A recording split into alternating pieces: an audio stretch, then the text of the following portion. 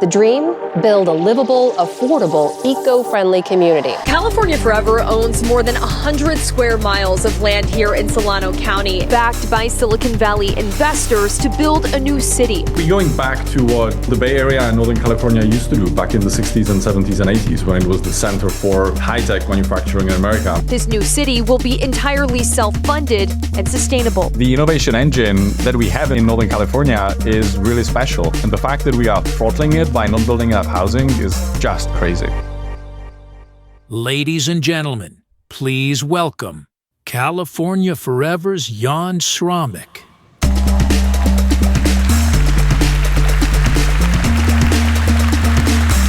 Morning. As you've just heard, I run California Forever, which is building the next great American city. And we are building it right here in California. And I know what all of you are already thinking, which is, California? Really? Well, where are we today? We are in California. The All-In Summit is in California. And I think that's kind of the point, because despite all of its flaws and challenges, California is irreplaceable. Whether you like it or not, there is nowhere else in America that can play the role that California plays in the United States right now. And so we have to fight for fixing all of the things that are wrong with the state.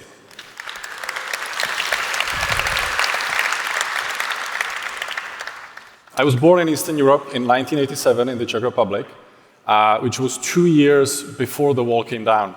And growing up as a kid in post-Soviet Eastern Europe, California was the California dream. California was this. And then after 26 years, I finally got here in 2013, and what I found was this. It was homelessness, it was people throwing rocks at Google buses, it was companies beginning to leave the state, and all of it was entirely self-inflicted, all of it. This was a self-goal, 100% of it. Because we had failed to build enough of everything that you need to run an actual state. We failed to build enough housing, we failed to build enough office space, we failed to build enough factories, we failed to build enough freeways and trains and energy, all of it. And I found that profoundly sad. Because to me, California and more broadly America, we were defined by building to the rest of the world. I mean, we were the place that could build better than anyone else in the world. The Golden Gate Bridge was built in 4 years. The Boeing 747 went from an idea to carrying a fare-paying passenger in 3 years. The Navy got the idea to build a nuclear submarine in 1951. It was in the water in 1954. And I thought it was really sad. Now, here's the good news.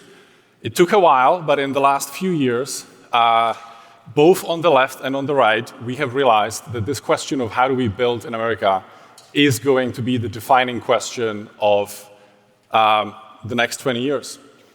And that brings me to this. Shortly after coming to California, about a decade ago, I started working on what became California Forever. And we wanted to build a place where California would build at a scale that is worthy of this great state. And we are doing that in a place called Solano County, which is about halfway between Silicon Valley and Sacramento. Very importantly, it's also about half an hour east of Napa.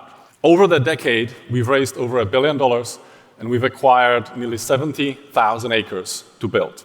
That's over 100 square miles. This is what it looks like. It is this incredible canvas for California to build again. It is 5 times the size of the island of Manhattan. The land we own is 2.5 times the size of the city of San Francisco. It is where the Sacramento Bay meets the Sacramento River. And what we're going to build there are all of the things that California and America need right now. And we're going to start by actually going back to what built Silicon Valley.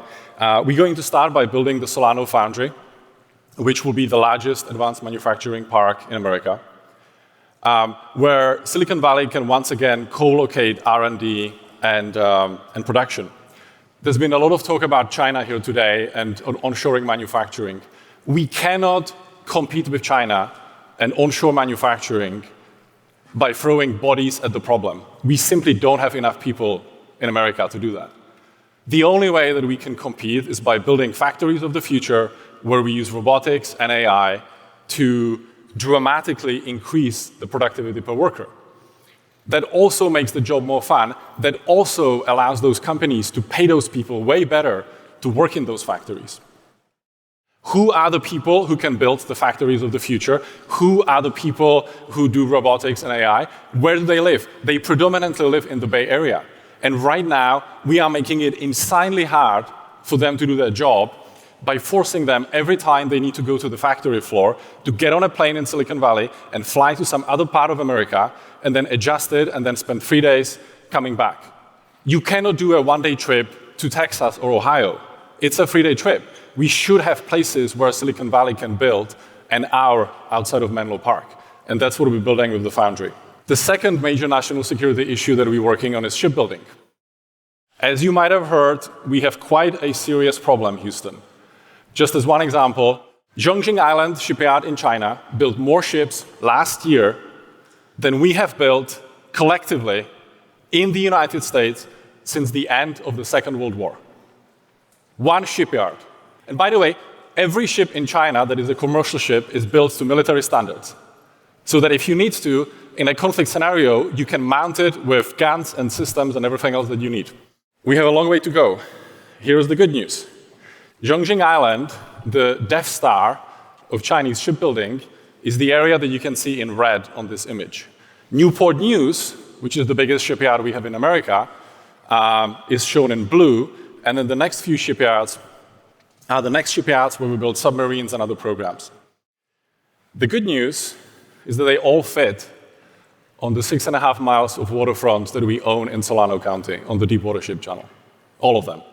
And that is less than 10% of the holding that we have overall in the area. So this shipyard has the scale to really move the needle for the country. But it's not just that. This is a map of all of the shipyards in the United States, public and private. And what you can see is that most of them are huddled around on the eastern seaboard and in the Gulf. I hate to break it to you, but the enemy is that way. If you're the Chinese Communist Party, the first thing that you'll do in any kind of conflict in the Pacific is you will bomb or otherwise shut down the Panama Canal. And if you've done that, there is no way to bring our ships back into the United States, into the shipyards for repair, and there is no way to bring new ships out into the conflict without going around Argentina, which is tens of thousands of miles away. So we desperately need new shipyards. We desperately need them on the West Coast. And the good news is that the best and the biggest site in America for shipbuilding, for new shipyards, happens to be located in the Bay Area, which is, number one, the best natural harbor in the country, and number two, where all of the AI talent is that you need to build the ships of the future in the shipyard of the future. Lastly, you can't just build a shipyard and a manufacturing park. You need to build a whole city to support them. And to do that, we're building a new walkable city for up to 400,000 people.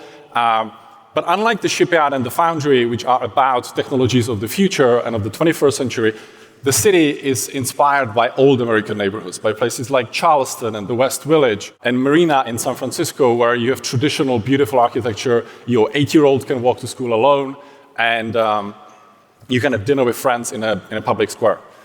It's the kind of place that so many Americans and Californians want to live in, but right now they either can't afford it or they even can't find it at all. And so in summary, there is this incredible energy, whether it's the reindustrialized movement, whether it is the abundance movement, people who say it's time to build, and all of them are calling on America to meet the moment. And in the past eras, whenever that happened, we had symbols that were built in those eras. The Gilded Age had the Transcontinental Railroad and the rebuilding of Chicago. The New Deal had the Hoover Dam. During the war, we built ships in Kaiser shipyards with Rosie the Riveter, and the Space Age put a man on the moon. And our proposition is that because of its scale and its location and ambition, California Forever is a physical manifestation of all of the most important things in America right now. This new optimism, manufacturing, shipbuilding, homes for everyone, speed, and abundance. And that's why this matters for Solano County. That's why this matters for California. That's why this matters for America.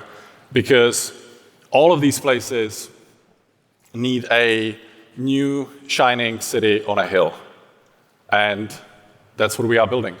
Thank you very much.